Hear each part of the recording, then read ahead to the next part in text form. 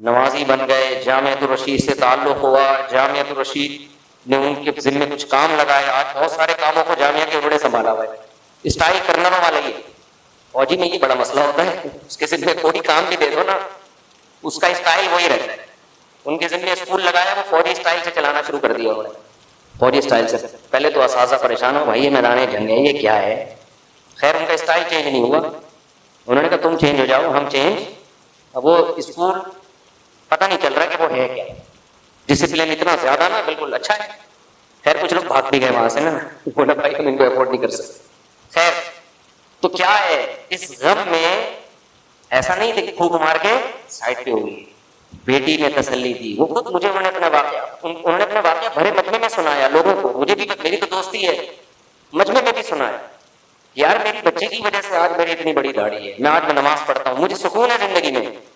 نہ وہ بچی کوئی سائنٹسٹ تھی، نہ وہ بچی کوئی موٹیویشنل اسپیکر ہے، نہ اس بچی کو کوئی خاص انگلش آتی تھی تو 9 نمبر بچی ہے وہ، نہ اس بچی نے کوئی ورکشاپس کی بھی ہیں اسٹریس مینجمنٹ کی ہے بھائی، نہ اس کو کوئی نفسیاتی ڈاکٹر سے اس بچی کا تعلق ہے، نہ وہ خود نفسیاتی ڈاکٹر ہے.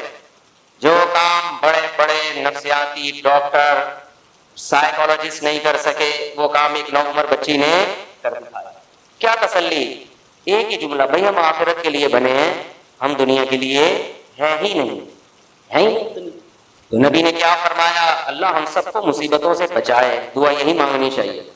نبی نے فرمایا ایک شخص قیامت کے دن اس کا ترازو نیکیوں سے بھرا ہوا ہوگا، اتنا وزن ہوگا، وہ کہے گا کہ نہ میں تہجد گزار تھا، نہ میں نے کوئی بہت صدقے خیرات کیے، میں اتنا اچھا کیوں ہوں، میرے نمبر اتنے اچھے کیوں آئے. بعض دفعہ یہ ہوتا ہے نا پیپر میں آپ جھک مار کے آئے ہوتے ہو پاس ہو جاتے ہو 100 نمبروں سے. کراچی میں تو الحمدللہ ایسا ہی ہوتا ہے، جھک ماری ہوتی ہے نمبر پالش کے حساب سے. یہ سچا واقعہ بتا رہا ہوں. اب جس نے مجھے بتایا اس نے جھوٹ بولا ہو تو ایک الگ بات ہے، مجھے ایک شخص نے خود بتایا کراچی میں پیپر دینے کے لیے گیا تو کسی 2-3 مشہور شخصیتوں پہ مضمون تھا کہ کسی مشہور شخصیت پہ آپ ایسے لکھیں، مضمون لکھیں، کوئی تاریخی شخصیت. کہہ رہے مجھے پتہ ہی کچھ نہیں تھا، میں نے اپنے والد جن کا نام تمیز الدین تھا، کہہ رہے میں نے لکھا مولانا تمیز الدین رحمۃ اللہ علیہ اور پھینکنا شروع کر دی. سن فلاں میں پیدا ہوئے، پھر یہ کیا، پھر یوں کیا، پھر انڈیا سے ہجرت کر کے پھر ملک کے لیے، اتنے لمبے 2 صفحے اپنے سارے ابا پہ چھاپا. کہہ رہے پورے نمبر ملے مجھے، اس لیے کہ جو ان پرچے چیک کرنے والا تھا وہ ان سے بھی بڑا فارغ. اس نے کہا یار شاید کوئی ہمیں نہیں پتا بھائی، اتنے کانفیڈنس کے ساتھ مولانا تمیز الدین رحمۃ اللہ علیہ. یہ تو مولانا، میں نے کہا، اس نے کہا مولوی تمیز الدین، اس طرح کیا اس. ویسے تو ایک مولوی تمیز الدین بھی گزرے ہیں لیکن وہ والے نہیں، وہ تو الگ ان کے حالات ہیں نا. یار پورے نمبر تو ہم جب اسکول پڑھتے تھے بتایا جاتا تھا بالش کے حساب سے نمبر ملتے ہیں ایسے نا، یہ 25، 2 بالش کے 50، 3 بالش کے 75، 4 بالش کے. تو پنجاب والے کہتے ہیں مفتی صاحب آپ مبالغہ کرتے ہو بیان میں، اتنے بھی حالات خراب نہیں ہیں. بھائی پنجاب میں نہیں ہے، کراچی میں اس سے زیادہ ہی ہے. صفائی کے بعد دفعہ نمبر مل جاتے ہیں کہ پیپر پورا صاف چھوڑ کے آیا ہے، اس کے پورے نمبر ملتے ہیں. بالکل کلین پیپر ہے، بہترین، کیڑے مکوڑے نہیں بنائے. خیر یہ تھوڑی زیادہ ہو گئی ہے لیکن اس سے پہلے والی جو تھی وہ زیادہ نہیں. تو جیسے یہاں جب نمبر نہیں ہوتے اور ہم کہتے ہیں یار میرے نمبر کیسے ہو گئے، تو یہ ایگزامینر کی غلطی ہوتی ہے، بائی مسٹیک ایسا ہو جاتا ہے کہ اس کے نمبر ادھر لگا دیے، ادھر کے ادھر کر دیے، ہو سکتا ہے. یہی حال ہوگا ایک شخص کا قیامت میں، دیکھے گا یار میرا ترازو اتنا وزنی جبکہ میرے اعمال کوئی خاص تھے نہیں، یہ کیسے ہو گیا؟ کہیں فرشتوں سے مسٹیک تو نہیں ہو گئی ہے، کہیں گڑبڑ تو نہیں ہو گئی ہے؟ وہ حیرانگی سے پوچھے گا تو اللہ اسے کہے گا تجھے فلاں وقت میں فلاں مصیبت پہنچی تھی، تو نے واویلا نہیں کیا، تو نے صبر کیا یہ سوچ کے کہ یہ کس کی طرف سے ہے، اللہ کی طرف سے، پھر تجھے فلاں مصیبت پہنچی. پھر یہ ساری مصیبتیں بہت وزنی. دیکھو نیکی کا ویٹ ویلیو رکھتا ہے، نیکی کی کوانٹٹی ویلیو نہیں رکھتی. ویٹ ایک نیکی ہوتی ہے، ویٹ بہت ہوتا ہے.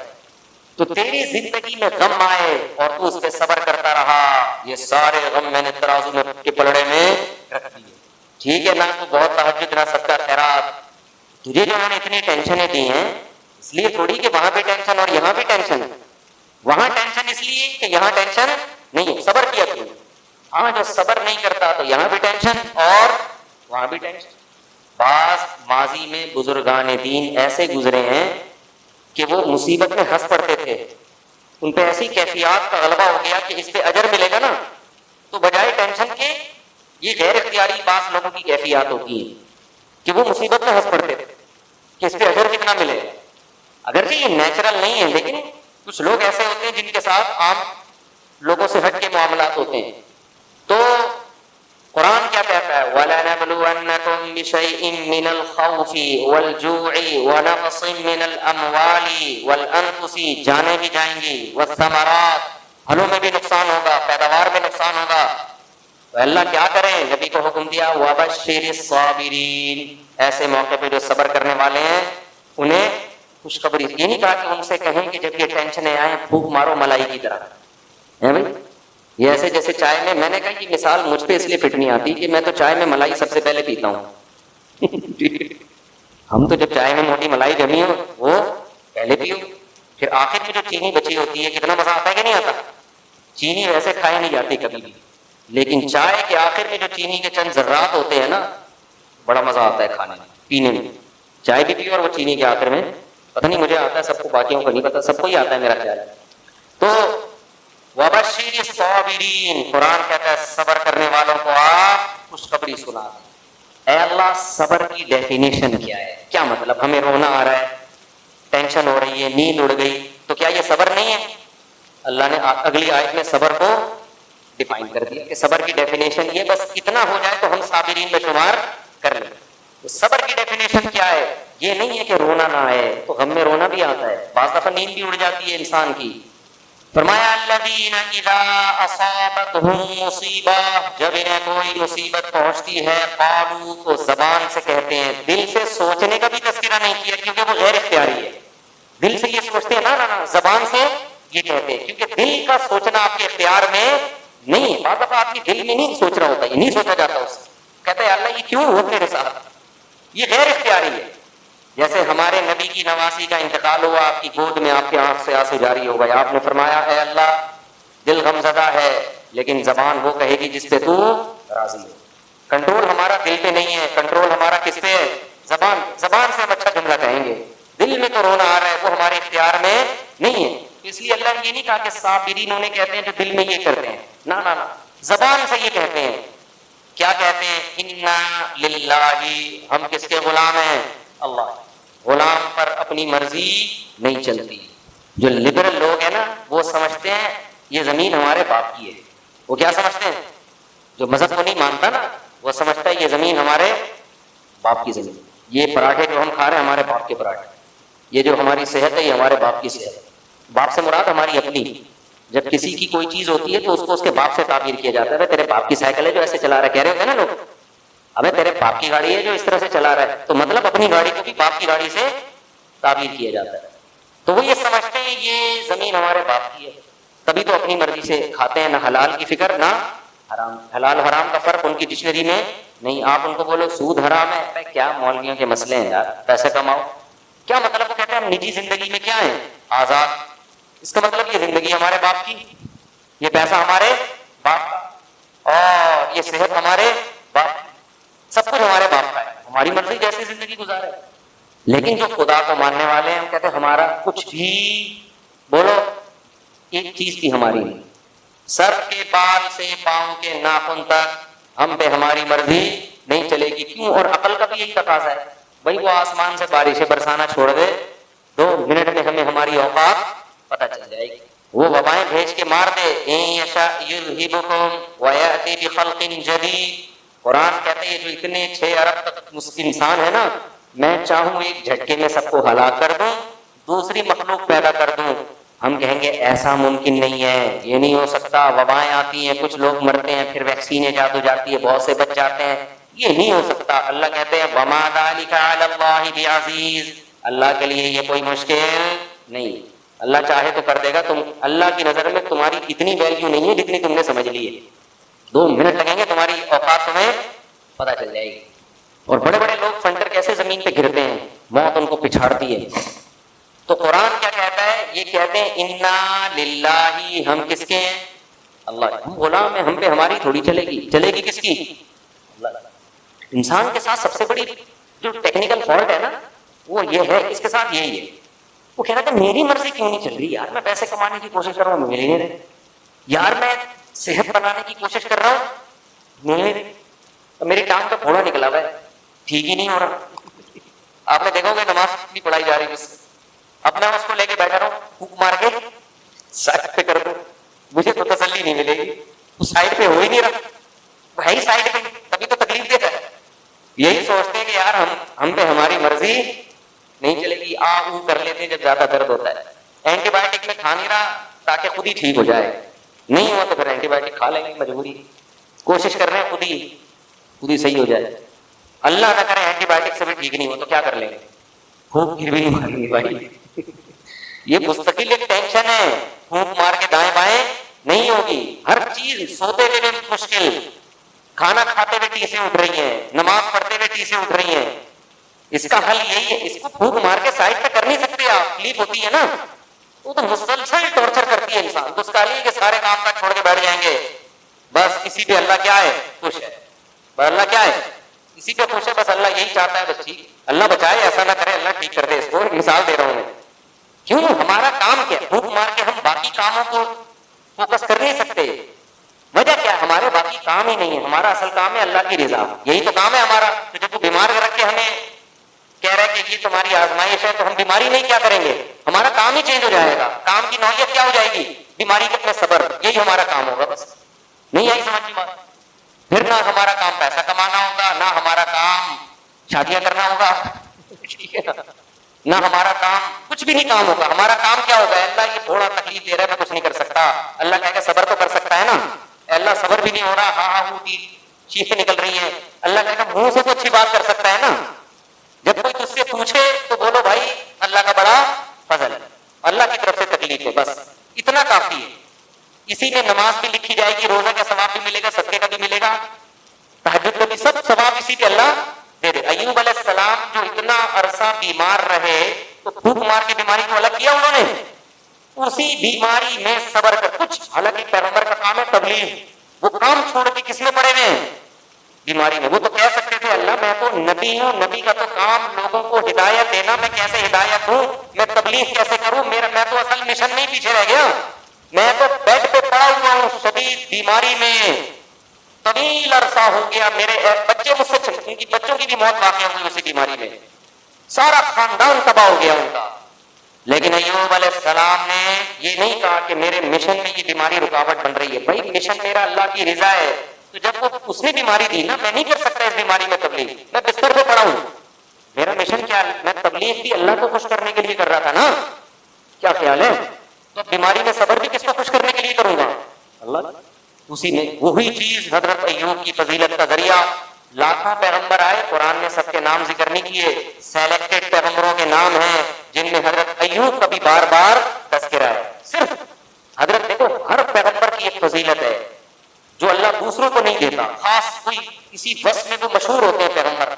نوح علیہ السلام کا قرآن تذکرہ کیوں کرتا ہے, بہت طویل عرصے تبلیغ کی, کل قیامت میں نوح علیہ السلام فخر کریں گے کہ میں نے 950 سال تبلیغ کا کام کیا اور تم 4 مہینے تبلیغ میں لگا کے فخر کرتے ہو, یہی ہوگا نا.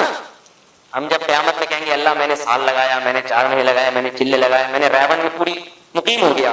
نوح علیہ السلام کہیں گے کتنے ٹائم کے لیے مقیم ہوا تھا تو بتا دو, کہیں گے بھائی 15 سال تک تو میں مستیوں میں لگا رہا, گٹکے پان میں لگا رہا, 24 سال تک پتہ نہیں کیا کیا کرتا رہا, 35 سال تک بدماشیوں سے تھک ہار کے جب بیٹھ گیا تو اتفاق سے تبلیغ والے وہاں سے گزر رہے تھے, پھر سروزہ لگایا, پھر چلہ لگایا, پھر 4 مہینے لگایا, بالآخر پھر 55 سال کی عمر میں نے پوری زندگی غنیمت ہے, 20 سال 25 سال اور پوری زندگی بھی دی, اس طرح کے پھر بھی آ رہے ہیں, ایسا نہیں. پھر وہاں صبح ناشتہ بھی مل رہا ہے, کھانا بھی مل رہا ہے, پھر بھی یہ بہت بڑی قربانی ہے. میں ان کی قربانیوں کی اہمیت کو نہیں کم کر رہا, لیکن نوح علیہ السلام کے مقابلے میں تو میرے بھائی یہ ایسے جیسے اونٹ کے منہ میں زیرہ دے کے کوئی کہے میں نے آج اونٹ کو پراٹھے کھلائے. نوح علیہ السلام کے مقابلے میں کوئی اوقات ہے, وہ کہیں گے تو نے 20 سال وقف کی جس کو پوری زندگی کہہ رہا ہے, اور اس میں تیرے کباب پراٹھے بھی چلتے رہے, تیرا بزنس بھی چلتا رہا, میں نے تو انی دعوت قومی لیلا ونہارا، اکیلا تھا اکیلا، تم تو 10-10 12 آدمیوں کی جماعت نکلتی تھی، اکرام بھی ہوتا تھا گاؤں میں دیہاتوں میں، اور میں اکیلا 950 سال دعوت قومی لیلا ونہارا، رات میں بھی پکارتا تھا اور دن میں بھی، اور میرا استقبال کہیں نہیں ہوتا تھا۔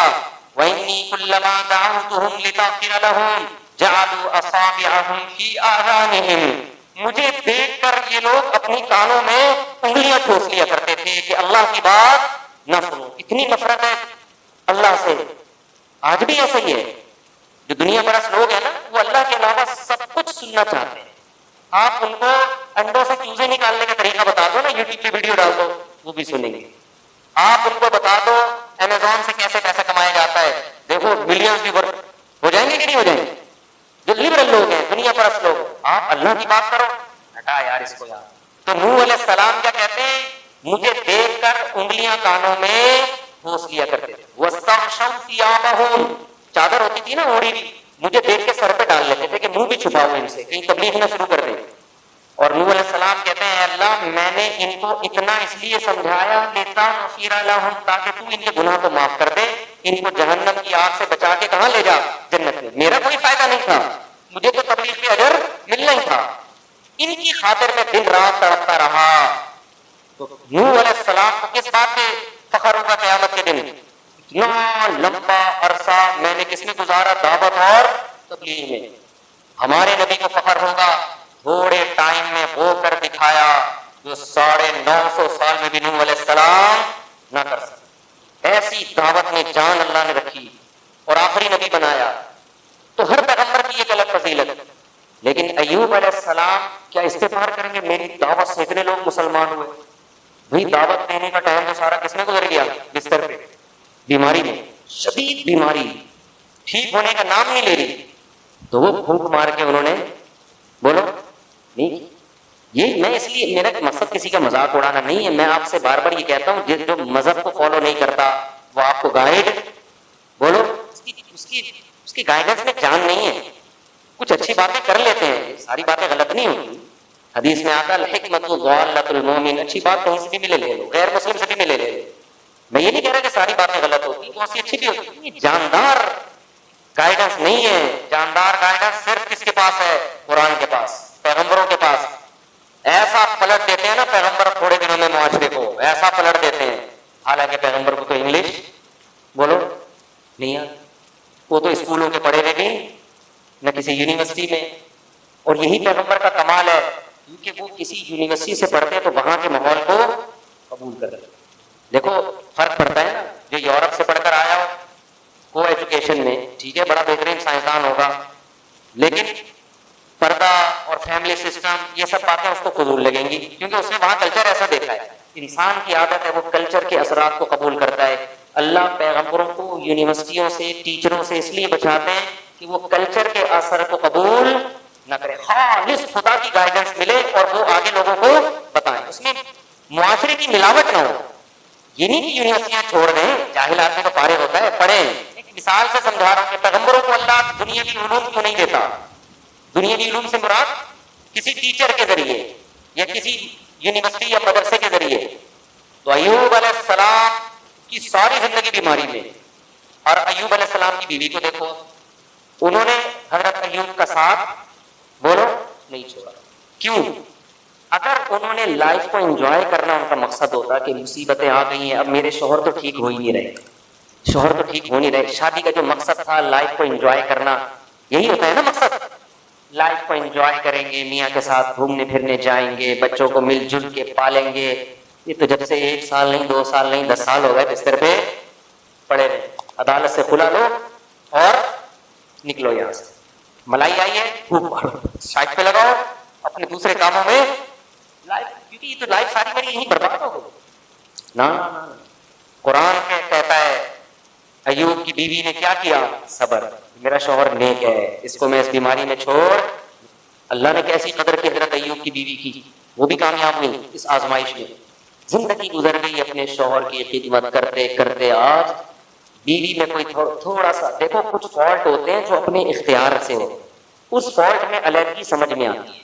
بیوی بالکل بات نہیں مانتی، بالکل بد اخلاق ہے، یہ سب چیزیں اس کے کنٹرول میں ہے نا، ان باتوں پہ علیحدگی ہو، یہ میاں جان کر کماتا ہی نہیں ہے، کم بخت خرچہ نہیں اٹھاتا، مارتا پیٹتا ہے، اس بات پہ عورت طلاق کا مطالبہ کرے، بات سمجھ میں آتی ہے۔ یا اس نے دھوکہ دیا، اس میں کوئی جسمانی عیب تھا، اس نے چھپایا اور شادی کر لی، بعد میں پتہ چلا یہ عیب ہے، سمجھ میں آتا بھی دھوکے باز آدمی سے علیحدگی بولو نا، اختیار کی جائے۔ دھوکہ کیوں دیا؟